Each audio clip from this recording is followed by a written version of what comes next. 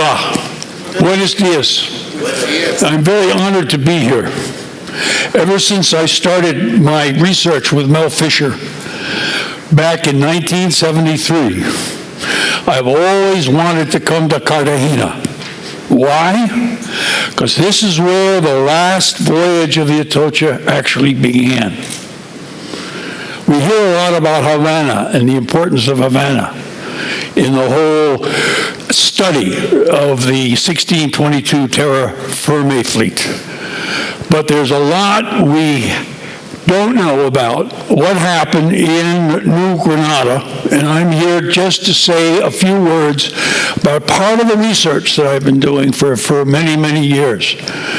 But before I do that, I want to simply point out that this book was published in Barcelona in 1988. It's never seen the light of day since it rapidly sold out. I had special editions printed in the UK and in Spain because of the growing interest of what Mel Fisher was doing down off Key West. Since Mel started to look for the Atocha back in 1969.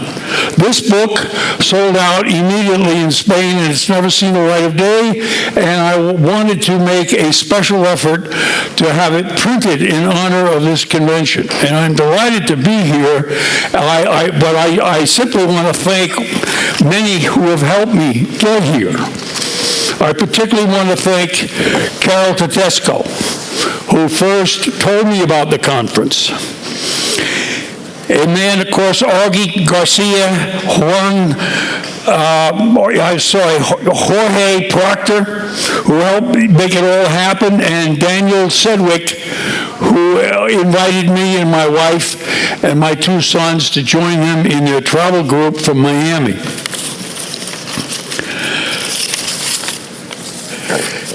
I have brought a few copies of this special book to the convention. I have sold, thank you. I have sold a few at the Sedgwick coin table. There are a few left.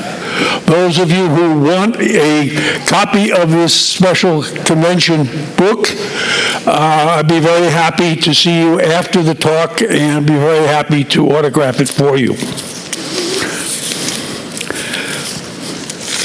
My paper here today is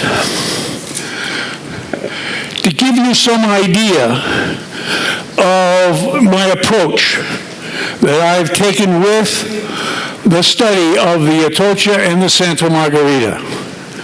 As an archaeologist, I had to deal with a whole range of problems working with a commercial salvage company.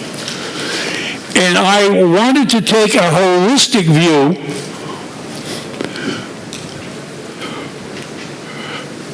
about the whole treasure fleet system of the Americas. By studying the Atocha and the Margarita, I felt it was a good opportunity to learn a lot more about not only the ships, not only about what was carried in the ships, but also the people on board. And in my talk on Sunday, I'm going to talk a little bit more about how Mel Fisher and I and the captain, both captains were very important, the divers, a whole bunch of people worked together very closely in a team effort to not only record unique treasures from the bottom of the sea, but also the information that we were collecting along with that bullion and the wonderful coinage that we got. As all of you are well aware, that this has opened up a whole new range of research areas of study throughout Latin America. Everyone is familiar with the fleet system, so I won't spend too much time here, but it's important to point out that all the Peruvian silver coming up on the South Sea Fleet, crossing the Isthmus of Panama, Portobello, and into Cartagena, was joined, of course, by the gold and the emeralds and the tobacco. from New Negrada. All of this then went to Havana, joining the South Sea Fleet cargo coming in across the Pacific to Mexico City, Veracruz, joining the fleet to Havana with all the various Asiatic goods coming in. Porcelain, silk, all types of luxury goods, ivory, all coming in together, joining with the New Granada treasures coming in from Colombia. The Honduras fleet, which many people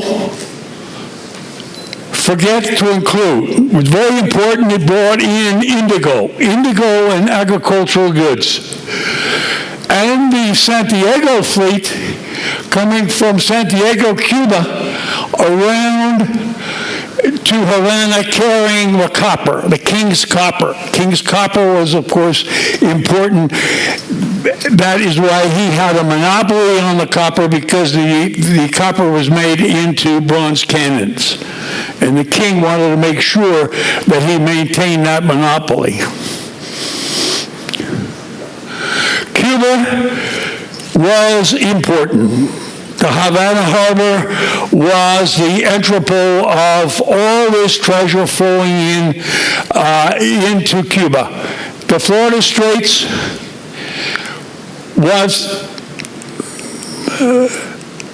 here we go. The Florida Straits was extremely important because of its narrow width. It only was about 50 miles across, and consequently, a lot of ships, Spanish galleons, anywhere from the 1550s right up into the early 18th century, are found broken up along the Florida Straits.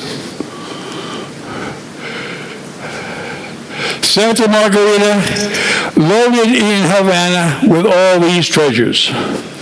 And as an archaeologist, I was concerned with trying to figure out how we could use the artifacts to tell a story. Each artifact has a different story to tell. And it was my job as an archaeologist working with the world's greatest treasure hunter, Mel Fisher, in order for us to try to figure out the importance of not only the gold bullion and the coins and all the wonderful ecclesiastical instruments we're going to talk a little bit more about on Sunday, but I wanted to find out as much as I could about the way of life on board. Who were the people on board? What did they eat?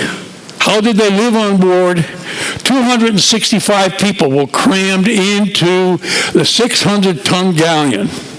Only about 100 feet long, 33 wide, and 14-foot draft. So we're talking about a relatively small vessel. And in order to do that, we had to figure out where the ship sank and how they sank. And of course, Mel wanted to find out because he was looking for the mother lode. He called it the mother lode. I chose to call it something different. I called it the primary cultural deposits. And that got a lot of laughs. All the divers used to joke with me and say, "Oh, you're looking for the PCD." I said, "Well, no, we're looking for the same thing Mel is looking for.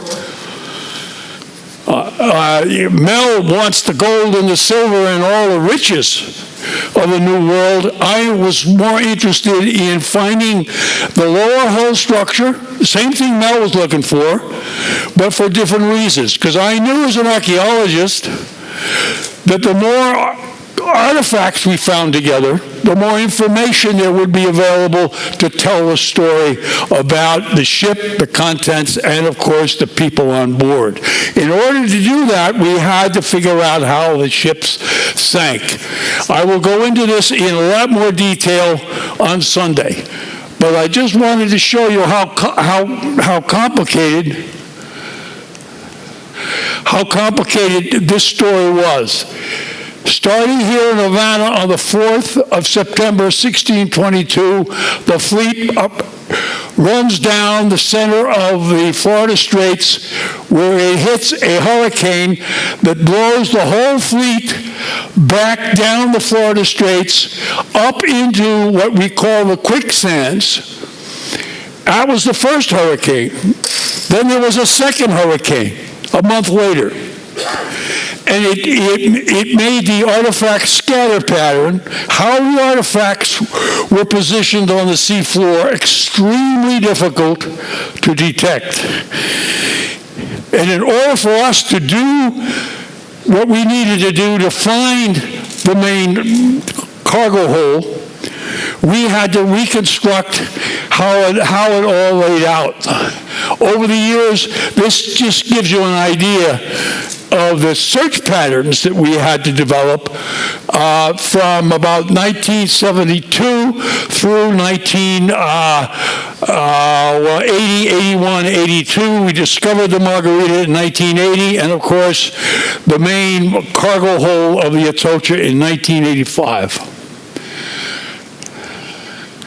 This was just to give you an idea of what the main part of the site looked like up in the quicksands with a scatter of all types of artifacts, silver, gold, navigational instruments, all types of artifacts. Again, we'll talk about that more on Sunday. The story of Cartagena, you all know very, very well. I'm not going to tell you anything too much about Cartagena, but it's important to point out that Cartagena was placed strategically between the Magdalena and the Sinu rivers. This provided an easy access into the interior. And the Spanish were very, very quick to see that this was the way to learn more about what was going on in the interior. They moved up the Magdalena, up into the area around Bogota. You'll see various concentrations of indigenous peoples. These are indigenous kingdoms. And this is I think, the area where Muisca Indians were concentrated on the high plateau of around Bogota. And it's no accident that the conquistadors moving into the interior all ended up here around Bogota in 1539. And what they were looking for, of course, was the gold and the emeralds. They had heard about the emeralds, and they knew from chronicles that there was a lot of very fine gold working in the interior. This is a map of the treasury foundries that Alan Craig and Ernie Richards published a while ago in 2003, I believe. There are some problems with this, as I'm listening to Jorge Proctor and Jorge Becerra. These are the gentlemen who are going to write the history of the royal foundries. But it's very interesting to take a look at where they're located. They seem to be concentrated in certain areas where indigenous peoples were available to work the mines. As soon as we found the main lower hull, on July 20th, 1985, ANA got very interested and wanted to come down and investigate and verify about what we were doing. Here's Neil Harris suiting up. He brought his director of education with him, and a whole series of other people came in to look at the gold bullion. The gold bullion was, of course, very, very exciting. We had upwards of about 150 different pieces of gold bars, discs, all coming up from the main cargo hole, which we were mapping in July of 1985. Here you get an idea of the types of gold bars we were getting off the main lower hull. You see Enrata bars, you see Saragossa bars, and you see what people call finger bars. And one of the things I'm doing here in my research is trying to figure out just exactly how we can distinguish between the different bars by not only the shape and the form of the bar, but also by the markings. You're all familiar with all the markings that these gold bars had. And in order to do that, we have to really try to decipher these stamps.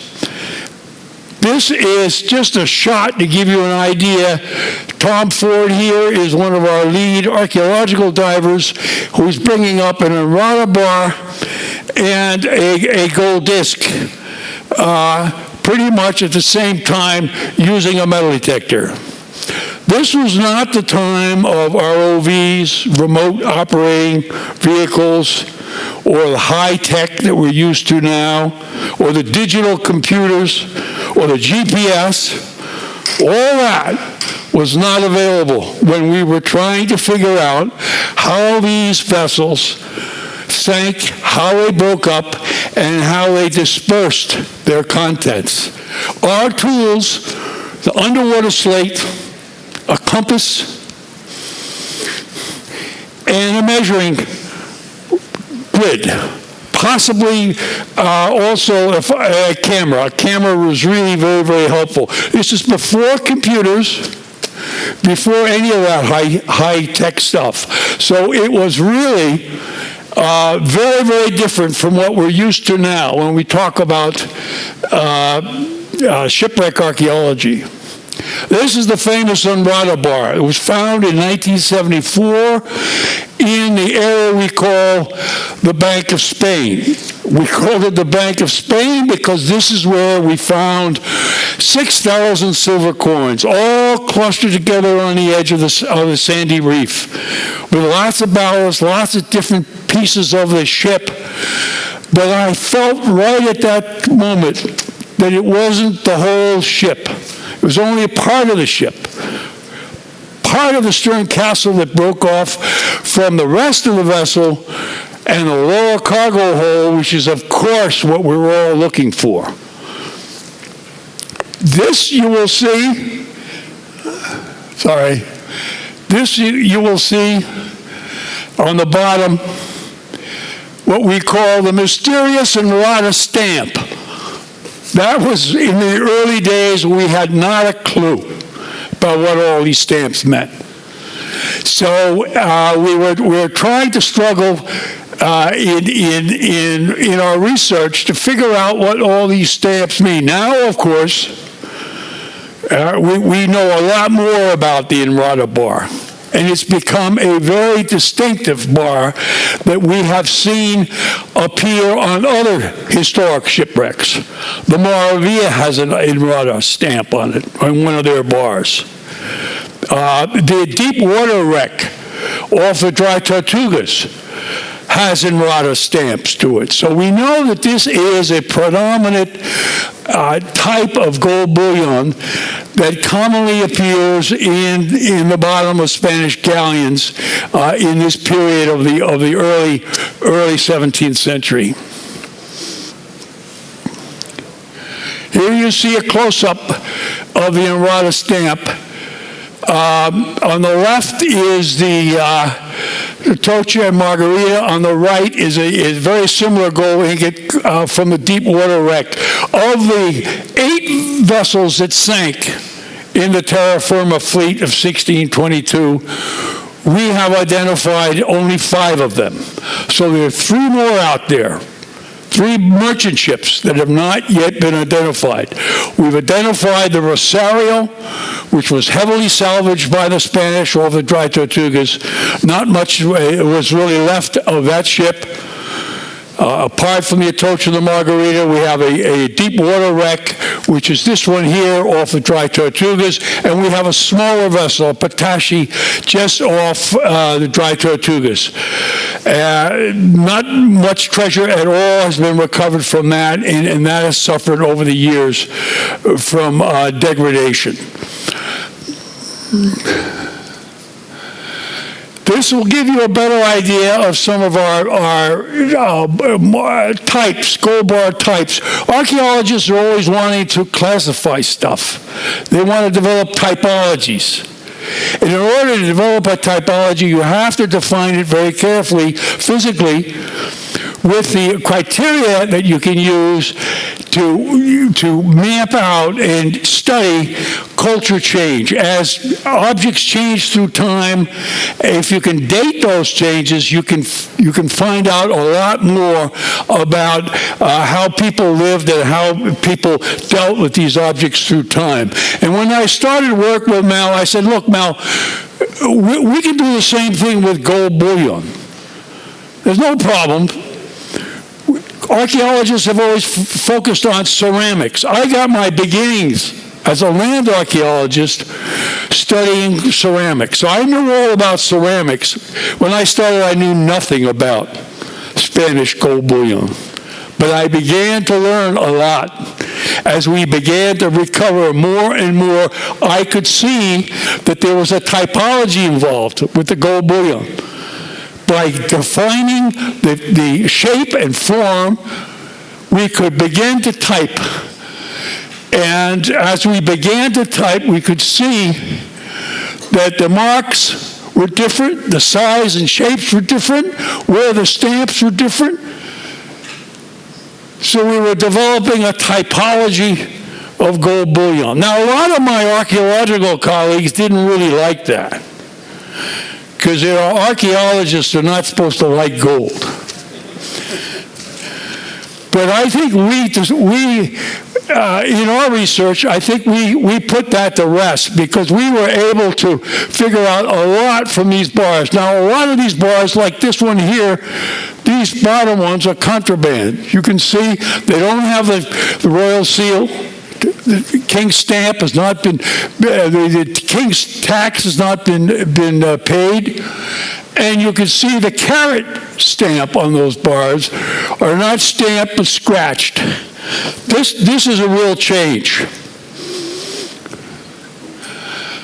And Rana and Saragossa became a very important part of our study. There you see the difference between, if you can see the difference between some of those stamp details. There's a very good picture of gold bars and discs from both the Atocha and the Margarita, all different sizes and shapes. Discs require a lot of study. We really know not much about these gold discs. That's part of my study too. Just to give you an idea of the area in which we were working, this gives you an image of the Atocha gold artifacts within the Bank of Spain, within the quicksand area. And as you can see, this is about at least 2 miles long. This is the latest work. Some of this work has been done within the last 5-10 years. The boats are still going out. They're still very active out on the site. But it is a colossal task for mapping and securing the contextual information of these bars, because if you can find different shapes and forms of bars put together, you can actually create a hypothesis that these were made from the same foundry, were put on the ship in the same burlap bag or in the same treasure chest, which we found at least 35 coin chests on the bottom of the Atocha. And by studying those coins within those chests, we're able to say a lot more about the numismatic history of the whole Potosi mint. 4 or 5 different mints are represented on the Atocha. So contextual study is extremely important. Here you get an idea of some of the foundry stamps. Some of them we're still trying to puzzle over. This one here, it's Moscar, but we're not sure what that really means. This one here, a very common stamp that shows up. We're still doing research on all of that. One inaccurate myth about gold bars, or any gold, is that it's totally inert, and it comes up from the seabed exactly the way it went down. Well, that isn't really true. Some of the gold you do see encrusted with calcium carbonate. These bars here are contraband and are from the Golden Fleece wreck, which really don't know all that much about it. There isn't much public information circulating around this wreck. It's dated to around 1550, and you can see it's slightly different from the Atocha bars. Here's the 1652 gold bars from the Jupiter wreck, the San Miguel. Again, slightly later than the Atocha, slightly different shapes and forms. No real good stamps on these finger bars. Finger bars usually come in at least 2 different shapes. And that's one thing I've been trying to work out, is the difference between the skinny finger bar and the more squat, thicker finger bar, which may be significant. And then, of course, the gold bullion from the 1715. You see the difference between this bar's generally lower gold content on the 1715. Short, stubby bars, which really indicates a change in the production of gold in Colombia. There you see the 3 main types of Atocha bars that we've identified: the Enrata, Sargasso, and also the Mosmer or Moskov bars. Very, very different from the other wrecks. And of course, the other interesting thing about the Atocha was the emeralds. We found 6,000 emeralds. The largest emerald was about 70 carat. Beautiful, beautiful, unique emeralds. This is called the Bishop's Cross. It was found by a diver in a silver jewelry case. At the end of the day, storm was coming. He picked up this, what he thought was an old sardine tin. And he was going to throw it back, and someone said, "You better not. This is part of the PCD." Duncan would be angry if you threw it back. So they brought it up on deck, and lo and behold, look what they found. They found the Bishop's Cross and ring within the silver jewelry case. Beautiful image of Christ and Madonna with Christ child on the back. And these emeralds are from the Muzo Mint, and has created quite a collector's item. The emeralds from the Atocha and the Margarita are from 2 basic mining areas: the Muzo mining area and the Shivar mining area. You can tell the difference between the 2, slightly different in color, slightly different inclusions. The Shivar emeralds usually contain pyrite and other inclusions. But research goes on. A lot to do more about not only the gold and the emeralds, but we've really got to try to put it together, and coming to conferences like this is really a terrific help, because I learned so much from researchers like Jorge Becerra and Jorge Proctor and others, Augie Garcia, Daniel Sedgwick, all the people who have helped me get here in the first place, that I really appreciate being here and being a part of you all.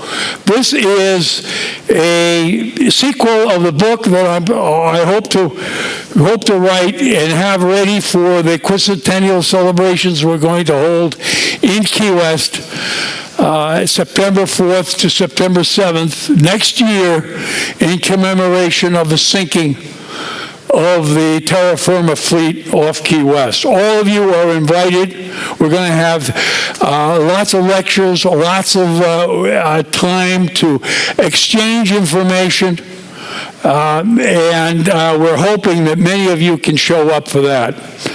I simply want to add here my appreciation for two very important pioneers who are here today with us. Karen McKee, who is the daughter of Art McKee.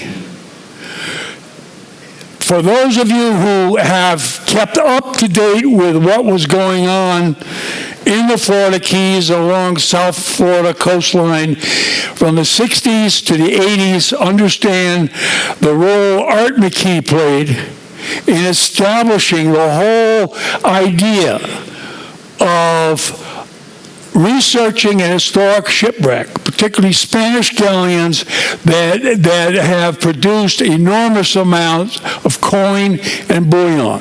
And it was a large part from his work, Art McKee's work, that Mel Fisher began to learn how to do it himself. So Karen McKee is here. And I simply want to acknowledge her presence, because this is a continuation of a fine tradition in South Florida for understanding historic shipwrecks, particularly Spanish galleons. Melvin App is here somewhere. He is acknowledged the other day. He is, of course, Mel Fisher's grandson. So he is here himself. So we have, representing to us today, we have the McKee family and the Fisher family all together with us, learning more about what their family started many, many years ago. I simply want to add here quickly a project I've been involved with for the last 5 years, and that's producing a Hollywood-type movie on the Atocha, on the whole struggle that Mel Fisher went through for 16 years, looking for it. A lot of skeptics thought badly about him because of his wheeling and dealing and the way he raised money for the objects. But the other side of the coin was he was very persistent, dogged. And this film is hopefully going to be shot in Australia and Key West. And hopefully we can get some historic flashbacks shot here in Cartagena. If any of you know the right people to talk to about getting permission to film here in Cartagena, please contact me, and I'll be very happy to talk with them, because the story of the Atocha really starts here in Cartagena, and I'm delighted to be able to tell you just a little bit about what was going on. I had a lot more, but I decided we were getting hungry for lunch. Thank you very much.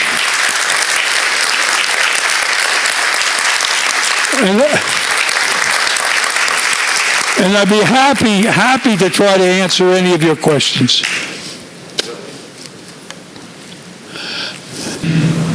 When we're on this site.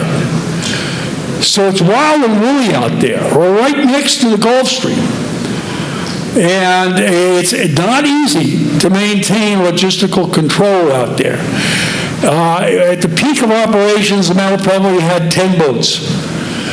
rafting up and going out backwards and forwards in the late 70s and 80s and in the early 90s as well. But right now, the operation is not nearly as big as it once was. But the Mel Fisher Maritime Heritage Society is a nonprofit organization formed in 1982 with the immediate focus of trying to preserve the patrimony of the terra firma fleet. And right now, we've got artifacts all over the world, in the major museums of the world. You go to Portugal, you go to Spain, you go to Germany, all over. There are major artifacts now in museums. I think about 50% of the material recovered has been donated back into the public domain. So my job with working with Mel, and I'll tell you more about it on Sunday, we're running out of time here, is I wanted to try to transfer private gain into public good. And the way to do that was to collect the information. And Mel wanted the objects, I wanted the information, and the both went together. And bear in mind, back in the early 1970s, there was no such thing in American waters as marine archaeology. Yeah. We were real pioneers working, following Clark Lawson's work on the 1715 and one or two other people, but we were really making new efforts with a lot of innovations to develop the whole method and theory about how a wooden-hulled ship broke up on a coral reef in a way that you could read how the scattered remains were dispersed on the seabed. And by doing that, we could increase the value of the objects we were recovering. This is what really got Mel excited. Because if we got more information about the objects, the gold bars and the silver coins and all the other rich treasure we were recovering is going to be eventually worth more. Sorry, someone had a hand up? Yes. Oh.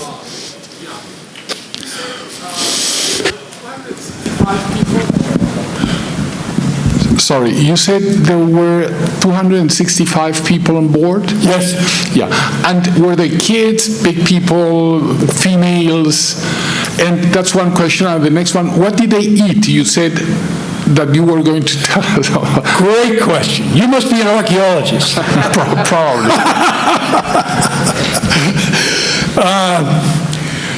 We're doing a demographic study now. A lot of demographic information has been recovered over the years. And one of the things I'm going to be concentrating on in a sequel of my book coming out hopefully next year is do a demographic profile of the people on board, who they were, where did they come from in Spain, in Granada, in Mexico. It was a great microcosm of Spanish colonial society. And I can't really specifically tell you right now how many women and how many children. There was 43 passengers on board, all crammed in that stern castle. The junior officers and the deck seamen and the boatswain, they were up in the forecastle. And many of them were sleeping on the gun deck, in between the guns. The torture carried 20 bronze guns. We've recovered 12 of them. A lot more to recover out there. So work goes on.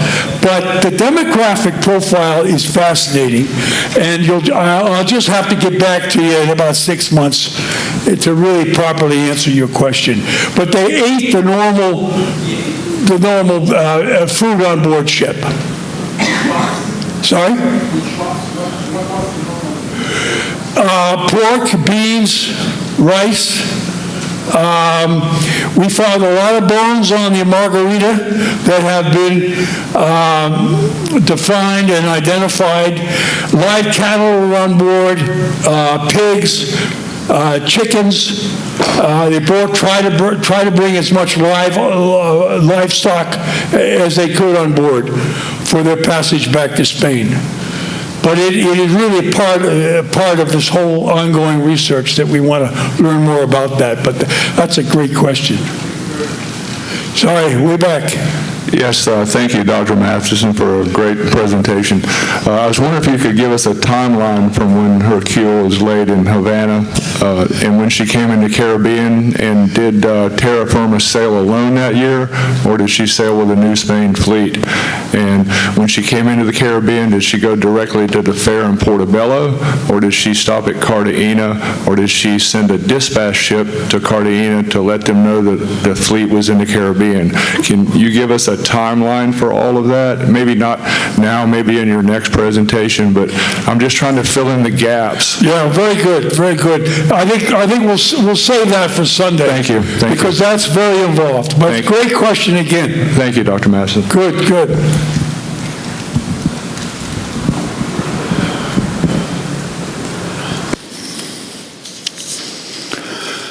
Yes. Last question. Dr. Mathewson, this is not a question, it's a comment. Yesterday, Ricardo D'Argent was talking about the importance of small gestures to form new collectors.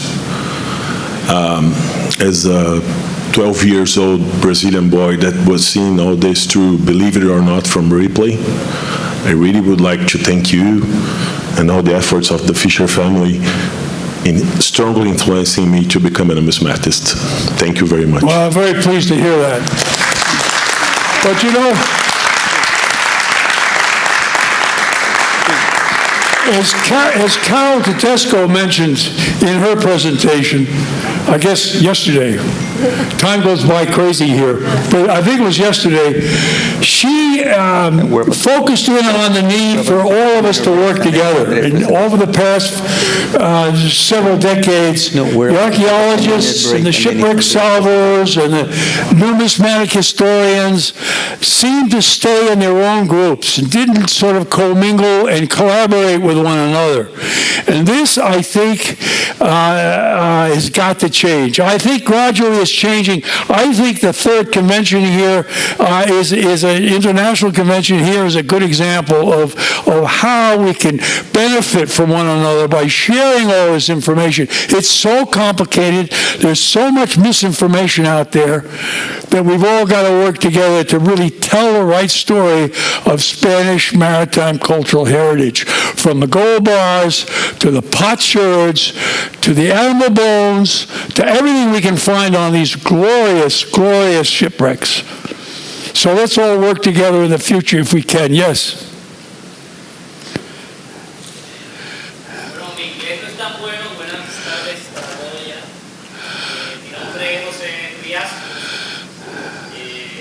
Primera vez estoy acá, tengo 32 años. Y bueno, ya yo tuve la oportunidad de ayer de decirle al doctor Duncan que yo tengo el libro, está en mi familia hace más de 35 años. My family uses 35 years ago. Y creo que me influenció desde muy niño, ¿se me entiende?, a aprender sobre la numismática, sobre la historia.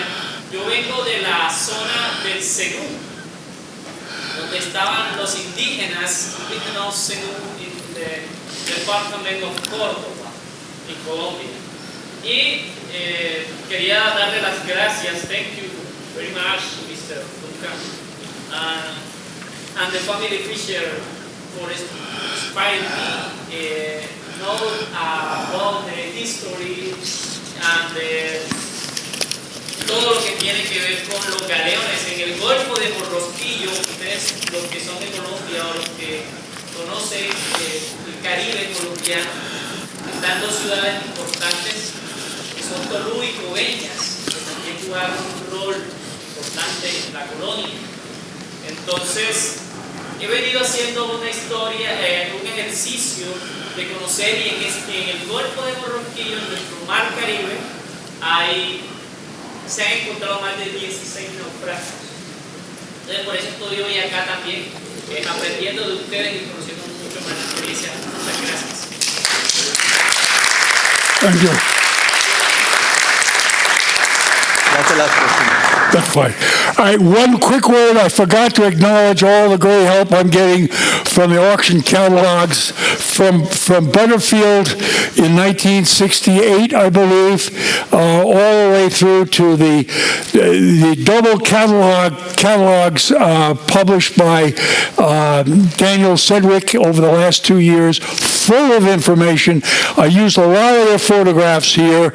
I got a whole list of acknowledgments, but I'm going to save you all from having to listen to all of this. Before lunch, I'm going to talk about this and acknowledge everybody on Sunday. Okay? Thank you very much.